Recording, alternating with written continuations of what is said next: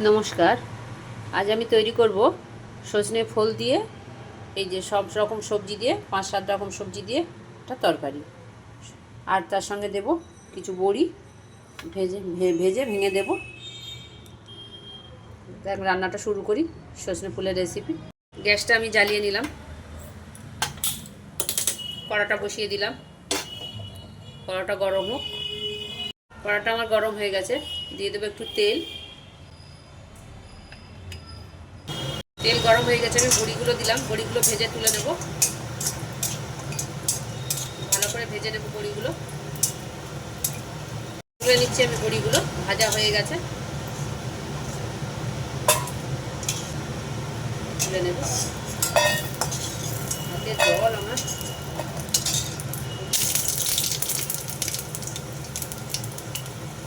বেগুনগুলো আগে দিয়ে দেবো। বেগুনটা ভাজা ভাজা হয়ে গেলে আবার অন্য সবজি দেবো। একটু হলুদ গুঁড়ো,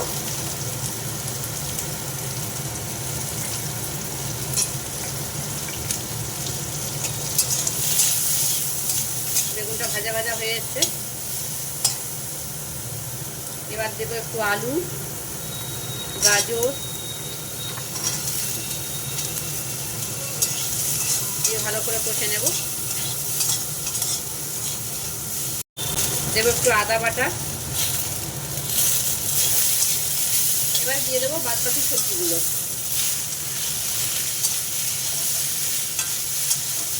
ভালো করে কষে নিলাম।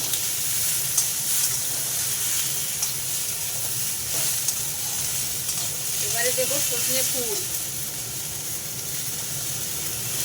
সজনে ফুল খাওয়া শরীরের পক্ষে খুবই ভালো, তাই কালকের বাজার থেকে একটু কিনে নিয়ে এসেছিলাম। পুরো ফুলটাই দিয়ে দিলাম।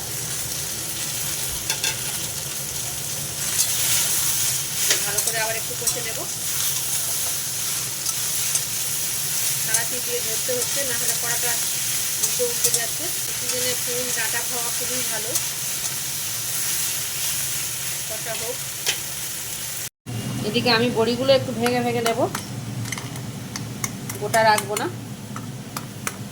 আমার হিমানদিস্তার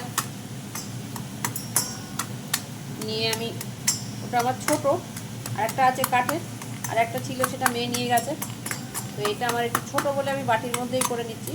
আমার এই লাঠিটা বড়, কিন্তু বাটিটা খুবই ছোট, যাতে করে আমি খেতে করবো। বড়িটা একটু আধ ভাঙা ভাঙা করে নিলাম, ব্যাস হয়ে গেল বড়িটা ভাঙা। তরকারিটা দেখি ওদিকে কী হচ্ছে। ভালোই কষা হয়েছে, ভালোই হয়ে গেছে। এবার একটু আমি জল দেবো।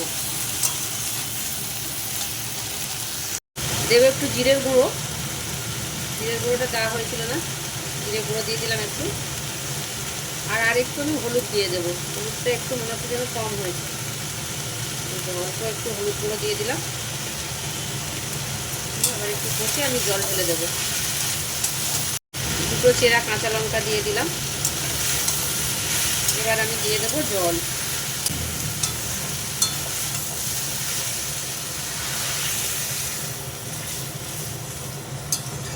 জল দিয়ে আমি ঢেকে দেব।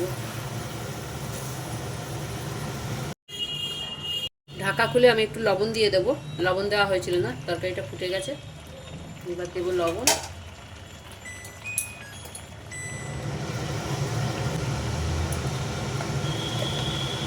আর দেবো ভাঙা বড়িগুলো। বড়ি ভাঙাগুলো দিয়ে দিলাম। দিয়ে আবার একটু ঢেকে দেবো।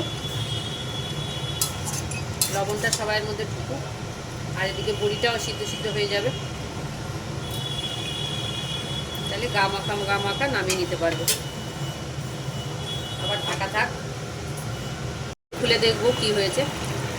তরকারিটা এই তো হয়ে এসছে, সব সিদ্ধ হয়ে গেছে। আলু টালু সব সিদ্ধ হয়ে গেছে। এবার আমি দিয়ে দেবো একটু সর্ষে বাটা। অল্প দেবো সর্ষে বাটাটা।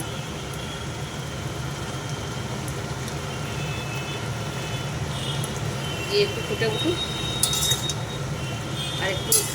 আর একটু ইয়ে হোক, জলটা মরুক,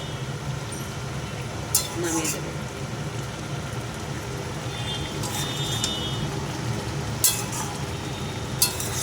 সজনে ফুল দিয়ে সবজির তরকারি। তরকারিটা আমার হয়ে গেছে।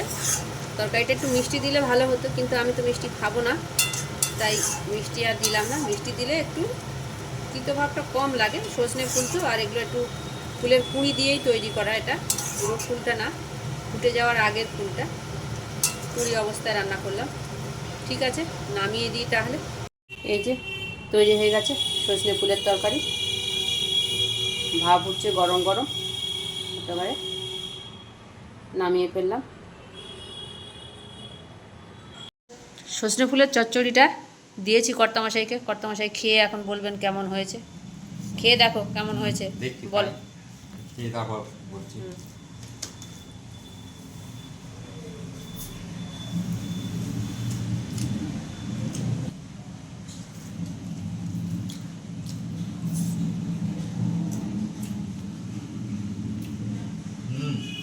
বাহ, বেশ ভালোই হয়েছে। না, সজনে ফুলটা এত সুন্দর লেগেছে যে আমার তো এমনি মানে প্রিয়, আর এটা একটা অন্যরকম একটা স্বাদ, তার জন্য এটা খুব ভালো লেগেছে আমার।